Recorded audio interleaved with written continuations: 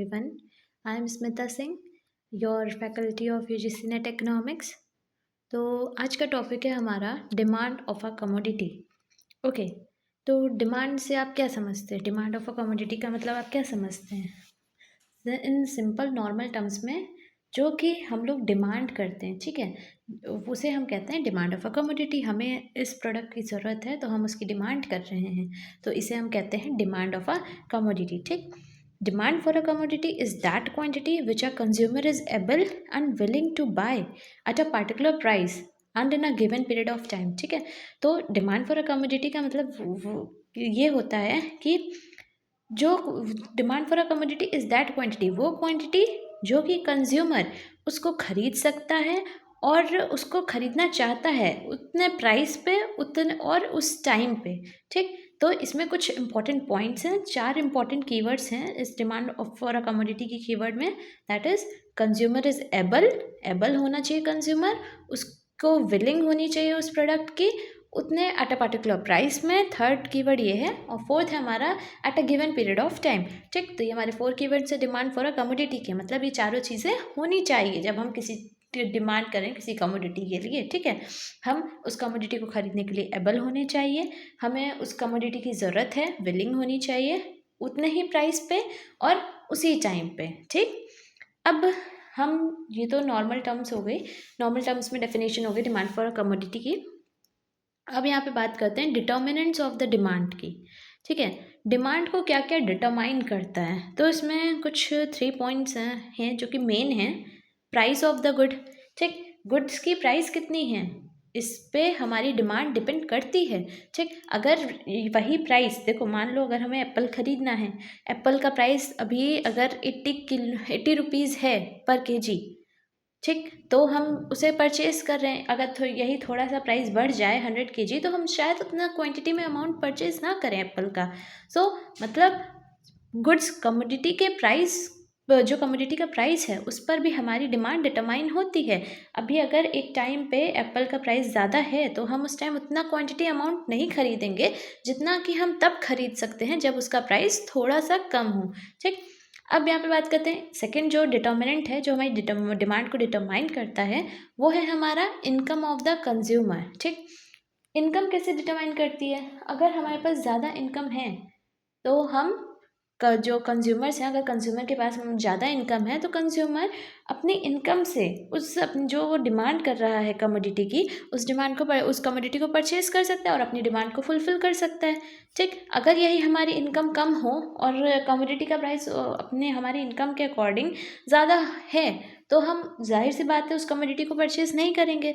तो हमारी जो इनकम है कंज्यूमर्स की, वो भी डिटरमाइन करती है हमारी डिमांड को। ओके, थर्ड है हमारा test and the preference of the consumers. Okay, test and the preference of the consumer.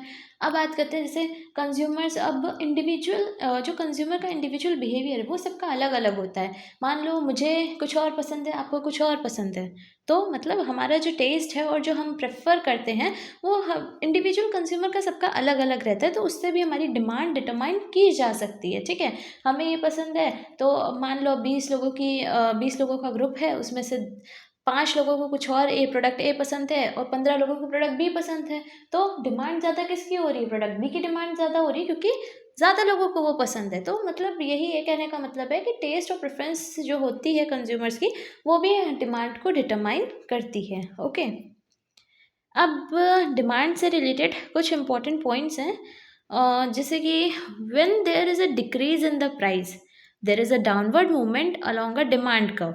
Expansion या एक्सटेंशन होती है डिमांड में। ठीक, अगर मान लो किसी कमोडिटी का प्राइस, नॉर्मल सी पॉइंट है, अगर किसी कमोडिटी का प्राइस कम होता है तो जो डिमांड है वो हमारी बढ़ने लगती है। ठीक, और जो डिमांड का जो डिमांड होती है वो हमारी बढ़ जाती है, तभी हम उसको एक्सपेंशन या एक्सटेंशन ऑफ डिमांड कहते हैं। और जो हमारा डिमांड कर्व है वो डाउनवर्ड मूवमेंट करने लगता है। आपको तो पता है डिमांड कर्व हमारा नेगेटिव स्लोप होता है। ठीक, जब हमारी प्राइस कम हुई किसी कमोडिटी की तो जाहिर सी बात है ये कंज्यूमर बिहेवियर है कि प्राइस कम हुई, हम डिमांड बढ़ा देंगे उस चीज़ की। ठीक, तो और डिमांड बढ़ने से क्या होगा? डाउनवर्ड मूवमेंट अलोंग का डिमांड कब होगा। ठीक, अब जैसे कि यहाँ पे एक्सपेंशन इन डिमांड का डायग्राम देख सकते हैं आप, ये देखिए। जब हमारी क्वांटिटी, जब हमारा प्राइस P था, और इस डायग्राम में देखिए जब हमारा प्राइस P था तो हमारी क्वांटिटी जो थी वो Q थी, ठीक। हमारी प्राइस कम हुई, प्राइस आया P से P1 पे, तो हमारी जो क्वांटिटी डिमांडेड है वो कितनी हो गई, पहले Q थी, अब हमारी क्वांटिटी डिमांड बढ़ गई है जो कि Q1 है। तो नॉर्मल सिंपल सी सारी बात है।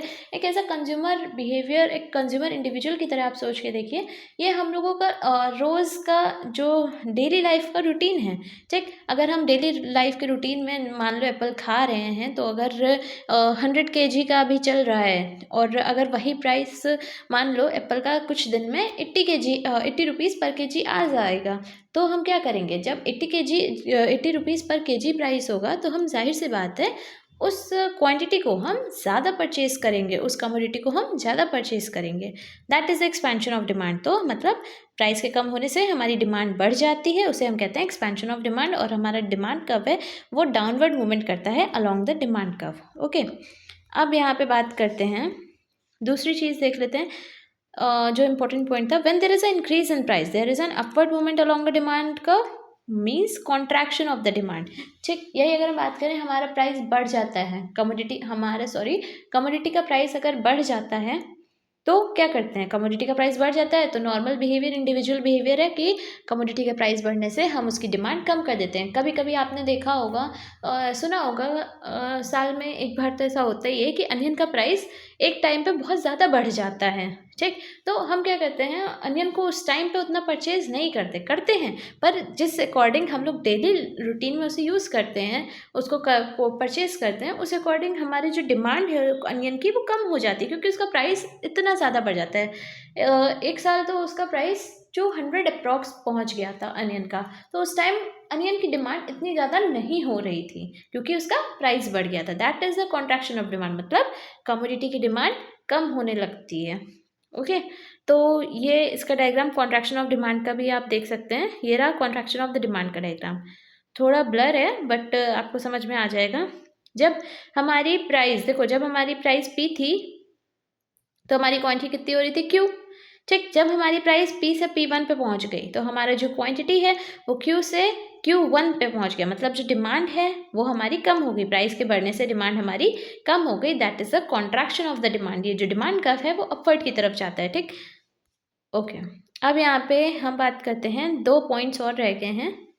If the income increases there is a rightward shift in the demand curve due to the increase in the demand, ठीक। अगर हमारी, अब वो तो प्राइस से रिलेटेड था, अब हमारी इनकम से रिलेटेड है, ठीक। अगर हमारी इनकम बढ़ती है तो हमारी जो डिमांड कर्व है वो राइटवर्ड शिफ्ट होगा, क्योंकि हम अपनी डिमांड को इंक्रीज कर देते हैं अपनी इनकम के बढ़ने से, ठीक।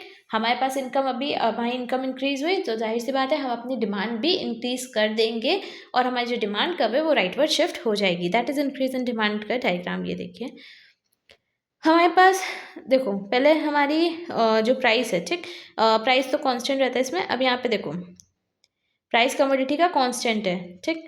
ये जब प्राइस हमारा P था, क्वांटिटी हमारी Q थी, तो डिमांड का भी ये था।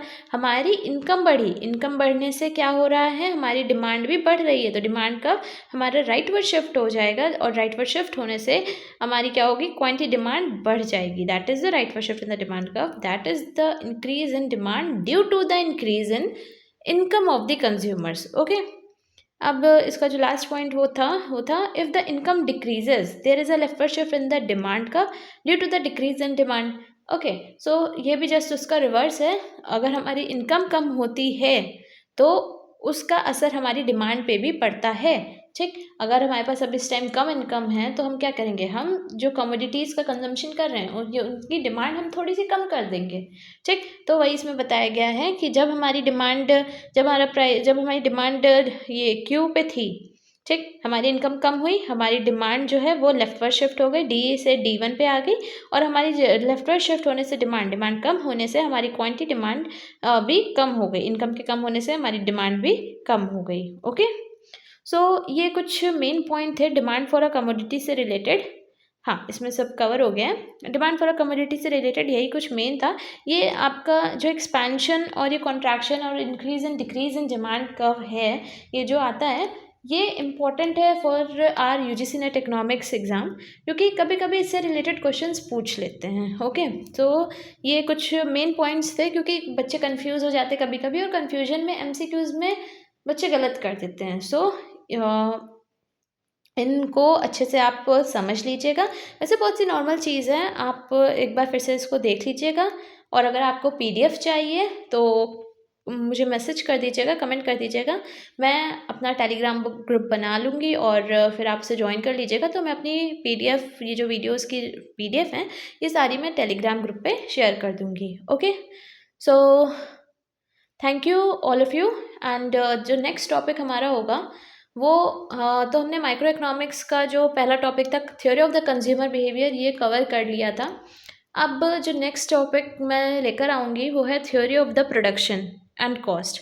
ठीक, तो पहले मैं थ्योरी ऑफ प्रोडक्शन कवर करूँगी, उसके बाद थ्योरी ऑफ कॉस्ट की वीडियो अपलोड कर दूँगी। ओके, सो अगर आपको ये वीडियोस पसंद आई और अगर आपको इससे थोड़ा भी हेल्पफुल या आपको थोड़ा भी बेनिफिट हो रहा है, तो प्लीज़ वीडियो को लाइक करें, सब्सक्राइब करें और नोटिफिकेशन ऑन कर लें for the next upcoming videos. Okay, stay tuned, bye.